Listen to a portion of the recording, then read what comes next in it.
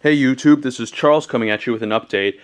Here you can see the two newest additions to my military surplus collection. You can see up top is an SKS rifle. It's actually a Chinese. It's a Sino-Soviet SKS, a very early one, so it's curio and relic eligible. As well as the Nagant Revolver, which is I purchased below locally. The SKS came from allensarmory.com. He's a great guy to do business with. So I don't want to make this video too long, so I'll go ahead and give you guys a close-up of each. Alright, so here you can see my Nagant Revolver, but first off I'm going to show what the goodies it came with. This handy-dandy little screwdriver is for, aside from just generally using it to, like, you know, do screws and whatnot, it fits the Nagant Revolver's screws perfectly. So let's take a closer look at the revolver and its holster that it came in. Here it is. I don't know if you can see or not in the camera, but it says it was made in 1943 at, I believe, Izhevsk. So there you go. It's all matching. And there's the ejector rod. You guys know probably, if you watch my channel enough, chances are you also watch other military surplus channels, and you know the Nagant Revolver, its quirks, its features. I'm going to try and show you the famous cylinder that moves forward as you cock it. And the double action, as you guys probably know, is also horrific. Like, you have to use the first joint of your finger to do it. If you try using the fingertips, your fingertip, like you would with a, you just can't do it. You cannot muster the strength. You have to really wrap around. Yeah, so it's pretty horrible. So here's the holster it came in. It's made out of pigskin. I believe these are post-war holsters. Here's where you keep your extra ammunition. You can hold, I think, 14 rounds in here. So there you go. There's enough rounds for 7 in each slot. Here's the cleaning rod it came with. So there you go. And so back to the gun. I probably should have safety checked in front of you guys. Of course, I always make sure that my guns are empty before the video starts, so don't give me flack there. This revolver, this particular Nagant, is a bit quirky in that when you flip out the ejector rod, it doesn't match up perfectly. It kind of scrapes the top of the chamber there, as you can kind of see. So what you have to do is actually, when you flip it out, you actually have to bring it back just a hair for it to go into the chamber perfectly. And I also think, personally, that this is the first, this revolver is probably the origin of the Russian roulette game, that, you know, if you stick one in the chamber, and then you can, because even with the loading gate closed and the hammer down, you can do that. And then, boom. Yep, so that's Nagant Revolver. Horrible sights. In my opinion, it's nearly as bad as the Luger P08. As you can see there, you have a tiny little U, and then you line it up with your front post. So that's Nagant Revolver. As you know, it takes very special ammunition.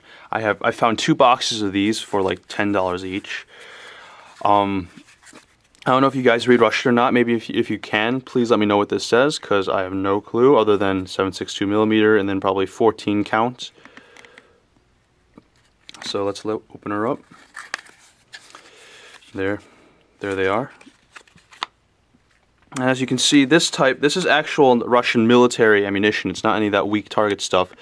Apparently has the power of a .32 Magnum or thereabouts. And you can see where first it is tapered over the bullet, and then there's these 3 little divots, these punch marks, where the bullet has been crimped in. And of course, what you do, you just insert it like that.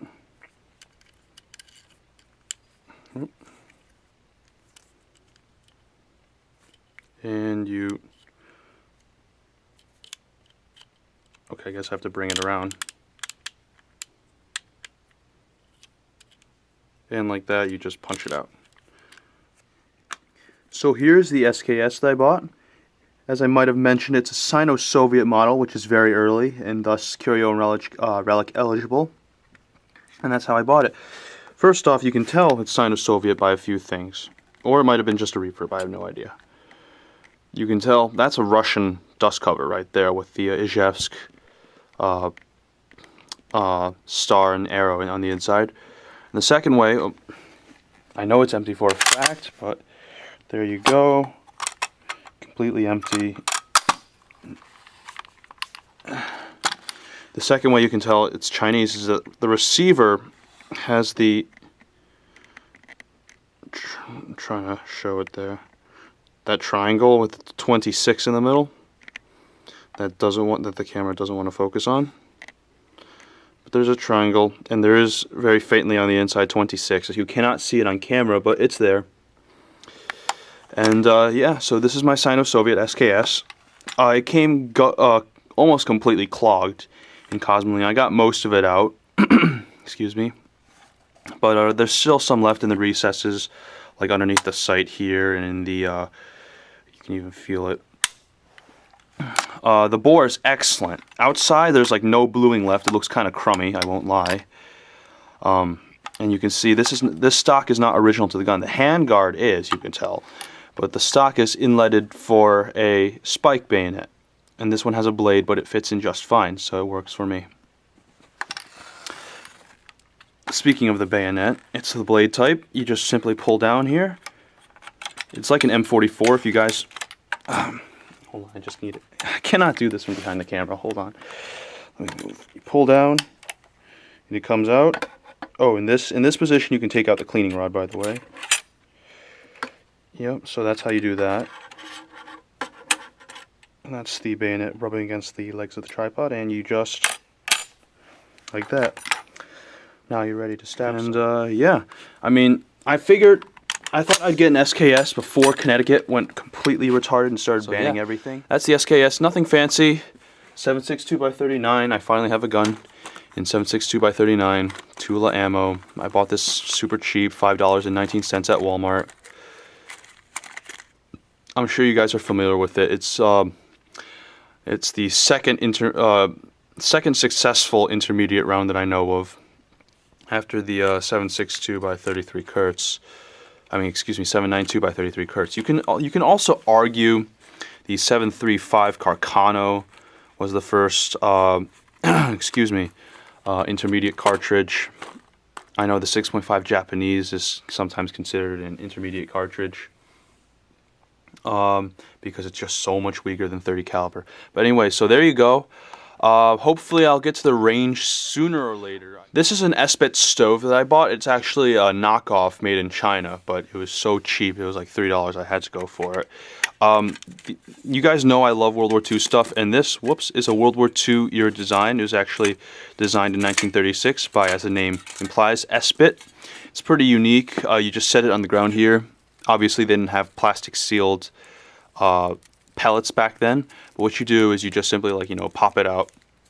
You can see I burnt one here last night making some chicken noodle soup. I'll actually demonstrate that now because I haven't had lunch yet and I'm starving. And then of course, you know, you put one, or you can put 3 in there, or a whole pile, and you just set it on fire, and you can put a pot on top and boil away. And normally I don't do gear, but I figured this piece of gear was so historical. It's got great history behind it. It was like, you know, it's also super compact. As you can see, this thing's as long as, like, you know, my pointer. Yeah. Okay, so go ahead, pop out your pellet and stick it underneath.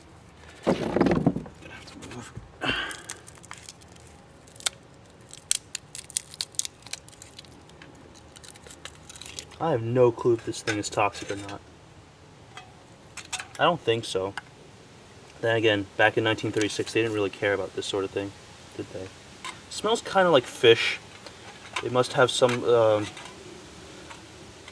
funky chemical composition, like that. Make sure it's underneath the your can. Hopefully you guys can see all this. Yes. Take a match, light it, and then just set your cube on fire, and then it should start going from there. It is so humid out.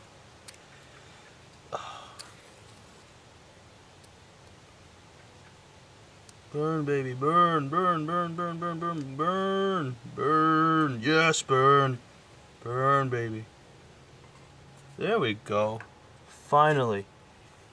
I think we got it. Yup, it's lit. So now we're just gonna wait for it to make some chicken noodle. Yup, it's officially burning. It takes a while to get up to like full force, but here, let me see if I can. First, let's remove the camera from your tripod. Yeah, so I'm guessing that if in really windy conditions or really humid conditions like it is now, it's less effective.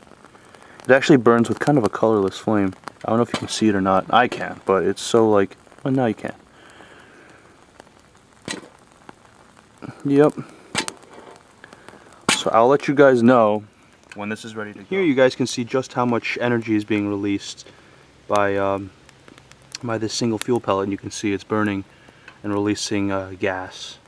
It's shrinking as you know as it burns. A lot of water I think is in there because it seems to have like this sort of bubbling thing on top. Like I said, it doesn't smell too bad actually. It's whatever its chemical composition, I should probably look it up. It doesn't seem to be terribly bad, but you can see it's starting to burn the side of the can there, and that's what happened yesterday too. I'm not particularly worried. And you can see the starting to steam there. So it's been about 10, 12, 13 minutes, and the fuel pellet has burnt up completely. So now, whoops, I'm gonna have myself some chicken noodle soup.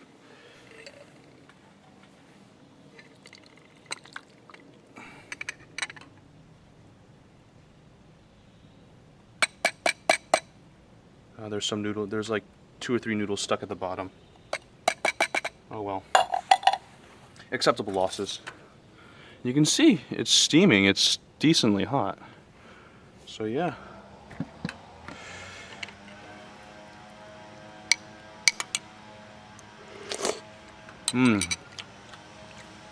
That's good stuff.